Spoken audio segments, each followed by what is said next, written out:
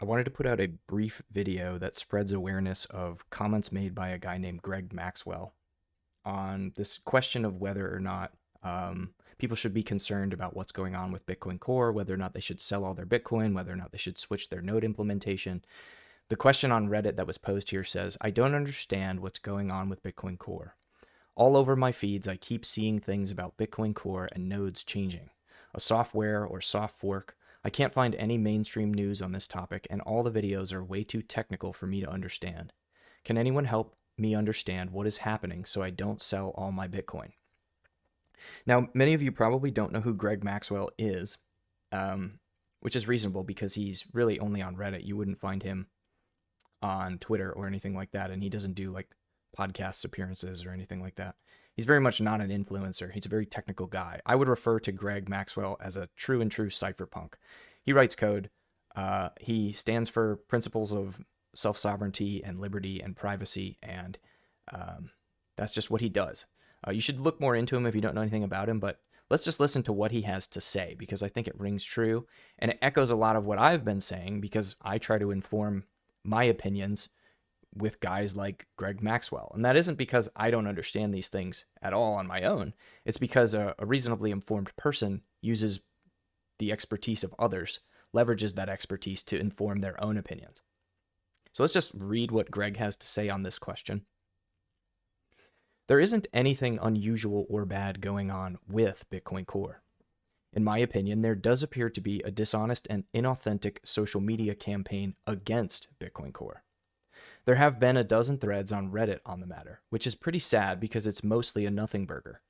I've wasted tens of hours writing responses only to find that generally the opponents just vanish. Back in 2014, the average block size was only around 160 kilobytes. As a result, there was no real pressure to drive up transaction fees, and it was extremely cheap to stuff whatever garbage data you wanted in Bitcoin's chain. Some people were storing data by paying to fake addresses, which were really just data instead of an address. This is maximally bad because it bloats up the UTXO database with unprunable data, directly increasing the minimum cost to run a node. To address this, core devs introduced a data carrier output type, also called an opreturn. This is a kind of output which provably can't be spent, so it doesn't have to go into the UTXO database and can be pruned. Additionally, they limited the size of the data to 40 bytes in order to encourage applications which can just store a hash instead of the data to do that. Later, this limit was increased to 80 bytes. The world has changed a lot since 2014. Fees are now not just meaningful but significant. No one is dumping data in Bitcoin because it's cheap. People dumping data in have almost entirely moved to dumping data in the witness portion of transactions. Major miners no longer enforce this limit because it turns out they like money and have denied requests to limit themselves. And if you are willing to directly connect to one of its easy to get them mined, there are some users who are still creating fake outputs, but have said they would change to opreturn if not for the limit, particularly some payment channel thing. Finally, use of hashes for commitments is now well understood, and there are over 2 commitments per second flowing into open timestamps, which can aggregate an unlimited number of commitments into a single transaction. The limit also causes some harm to all users of Bitcoin, particularly since multiple significant miners ignore it. When you don't already know a transaction because it never reached you or you discarded it, it takes much longer to relay a block to you, at least 3 times the delay if you knew everything, but potentially much more depending on how much data you are missing.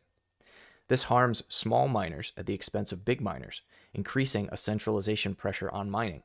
Because when miners aren't on the same chain tip, the one bigger miners are on will tend to win. It also contributes to mining centralization by encouraging direct transaction submission, since no one will bother submitting to a 1% miner, allowing the bigger miners to make more money.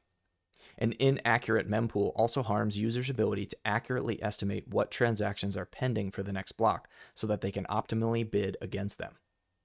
So it was proposed that the limit be removed. There are 2 proposals. One that just removes the limit completely, which is the first and simpler proposal. Then there is another proposal which makes the default 100K, effectively unlimited, but retains the ability to adjust it. At this time, neither of the proposals have been merged. Descriptions of this as having been done are just untruthful. Arguments against it don't seem to hold up. The first category of opposition is basically just accusing Bitcoin Core devs of being in favor of shitcoins or monkey JPEGs. Having talked to many, I am confident that few or even none of them like that stuff. No one I've talked to was in favor of it. But no matter how much they don't like that stuff, that doesn't change that this proposal should have no significant effect on it. It's unrelated.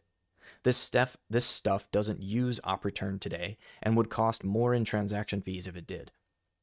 The next category of opposition is just general opposition to spam.